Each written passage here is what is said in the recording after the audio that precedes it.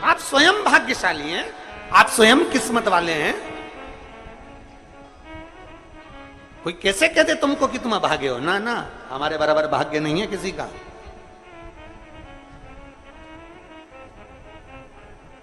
तुम्हारी ग्रह खराब है,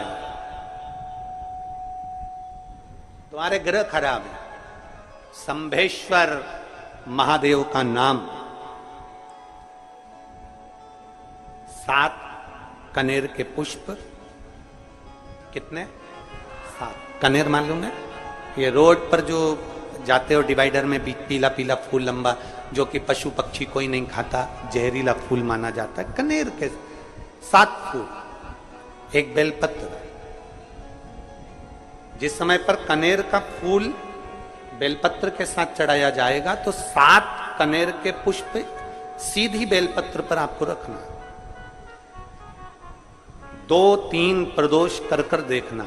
अगर कोई आपसे कहे कि आपका भाग्य ठीक नहीं चल रहा, आपकी किस्मत ठीक नहीं चल रही, आपके ग्रह ठीक नहीं चल रहा है, आप भाग्यशाली नहीं हो, पहले तुम वहां से उठ जाओ। उसके बाद में देवाधिदेव महादेव के पास 7 कनेर के पुष्प एक बेलपत्र में रखकर नंदीश्वर के पास में बैठकर श्री शिवाय नमस्तुभ्यम बोलकर अशोक सुंदरी वाली जगह पर स्पर्श कराकर भगवान शंकर पर 7 फूल के साथ बेलपत्री की डंडी अशोक सुंदरी की साइड हो, ऐसा स्मरण करते हुए शिव को समर्पित कर दे।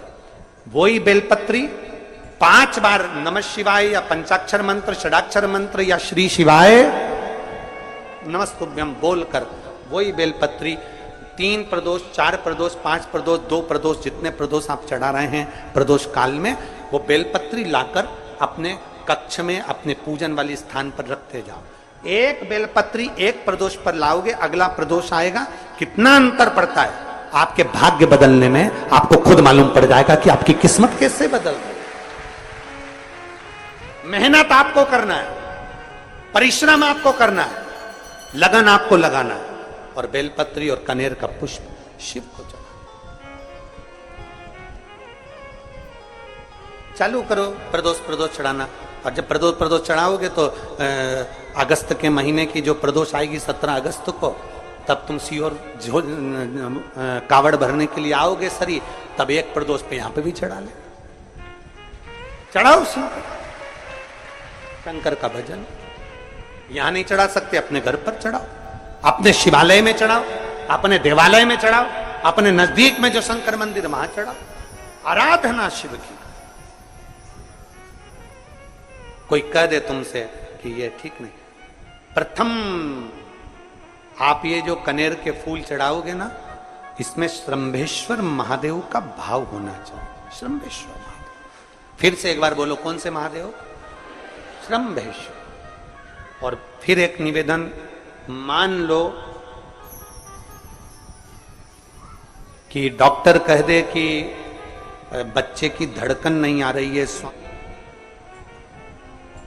7 पुष्प कोई से भी, 7 बेलपत्र अशोक सुंदरी वाली जगह पर एक एक कर कर बेलपत्र, एक बेलपत्र एक पुष्प अशोक सुंदरी वाली, एक बेलपत्र एक पुष्प अशोक सुंदरी वाली जगह पर चढ़ा दीजिए, और एक बेलपत्र उसमें से एक पुष्प लेकर अपने घर जाइए, और 15 दिन के बाद वापिस उस बच्चे की सोनोग्राफी जांच डॉक्टर के कहने से कराइए।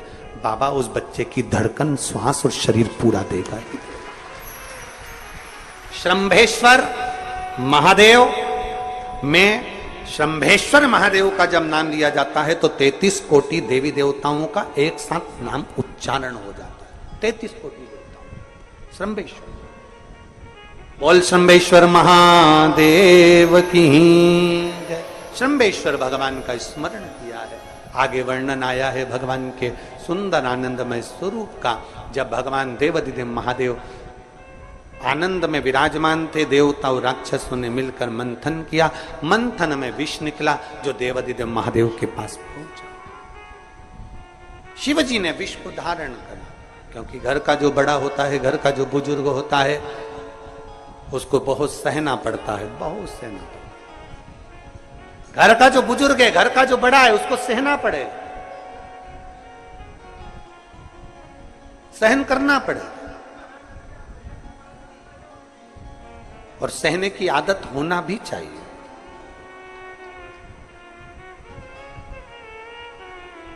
सहने की आदत होना भी चाहिए सब।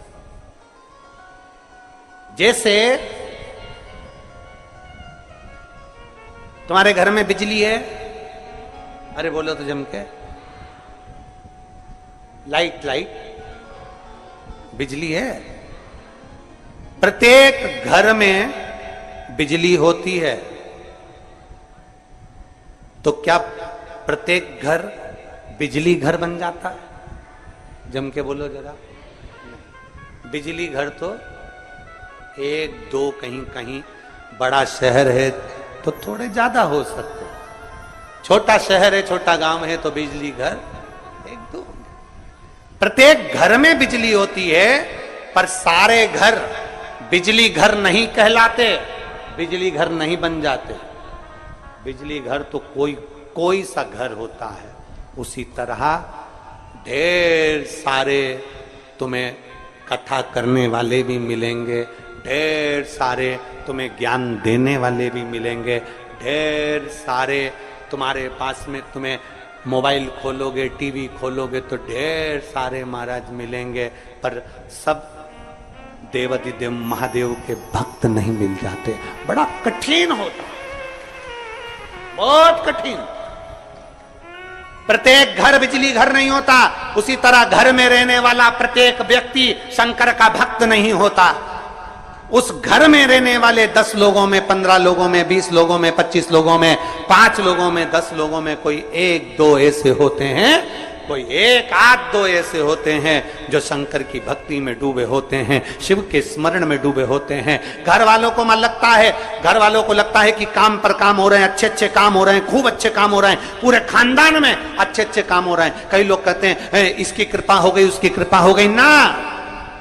जो रोज तुम्हारे घर में से कोई एक व्यक्ति शंकर को जल चढ़ाने जा रहा है, ये उसकी कृपा है जो तेरे घर में आज सब कुछ आनंद होता चले जा रहा है, ये उसकी कृपा है। अंत बिंदु मेरा शिव है। चंचुला देवी हाथ जोड़कर कहती है, प्रभु कृपा करें। भगवान शिव विष पीकर नीलकंठधारी बन जाते हैं। अमृत पीने वाले देव कहलाए और विष पीने वाला देवाधिदेव महादेव कहलाए। महादेव।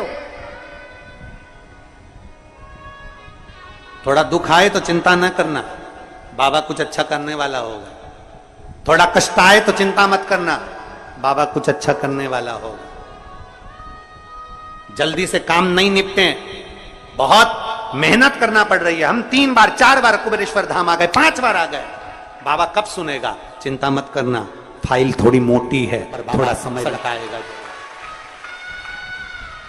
करेगा। किसी को खाली नहीं भेजता तो तुम्हें कैसे भेज दे? किसी को नहीं भेजा उसने खाली। ये इतने एक बहन ने तो पूरी डॉक्टरों की 1 2 3 4 5 6 7 फाइल लगाई, 7 डॉक्टरों की, 7 डॉक्टरों की फाइल लगाई है। और सब डॉक्टरों ने कह दिया था कि तेरे घर संतान नहीं होगी, तो नहीं। फिर भी शिव ने 1 साल नहीं, 2 साल नहीं, 3 साल नहीं, 4 साल नहीं, 5 साल बाद दिया। तो सब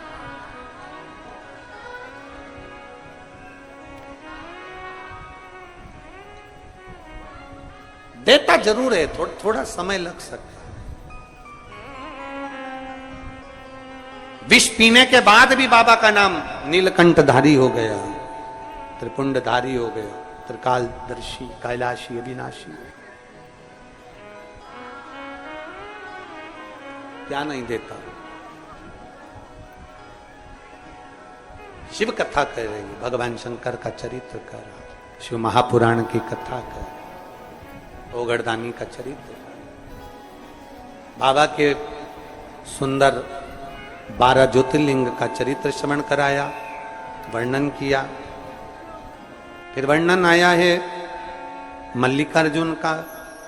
कार्तिकेय बाबा जब रुष्ट होकर चले गए तो उनको श्री शैलम पर जाकर मनाया, मल्लिकार्जुन के रूप में विराजमान। जब अपने नजदीक में, अपने क्षेत्र में शिव महापुराण की कथा हुआ करे तो 7 दिन नहीं तो छठे दिन, 7वें दिन, एक दिन जाकर बाबा की उस धरा को प्रणाम जरूर करें। प्रयास। मल्लिकार्जुन के रूप में पूजा है। तीसरा महाकाल जी का वर्णन किया, दूषण नाम के राक्षस के संहार के लिए भगवान काल अधिपति महाकालेश्वर बन गए। फिर वर्णन आया है श्री ओमकारेश्वर जी का, बिंद नामक पर्वत के तप करने पर भगवान ओमकार के रूप में विराजमान। अगला वर्णन आया है केदारनाथ नर नारायण के तप करने पर भगवान केदारेश्वर के रूप में विराजमान। फिर वर्णन आया है श्री भीमाशंकर, कुंभकर्ण के बेटे भीम का संहार कर कर भगवान शिव भीमाशंकर बन जाते हैं।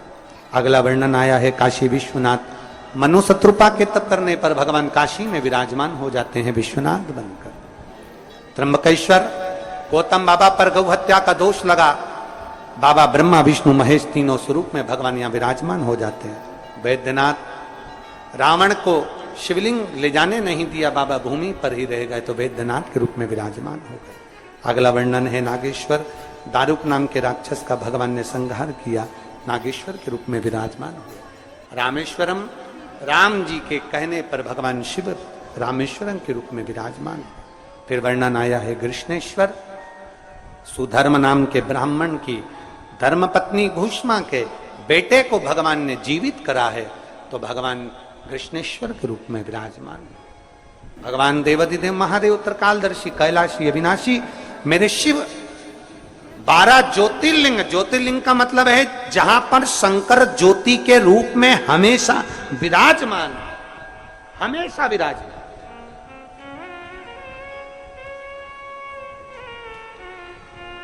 एक ज्योति के रूप में मेरा देवाधिदेव महादेव वहां पर विराजमान।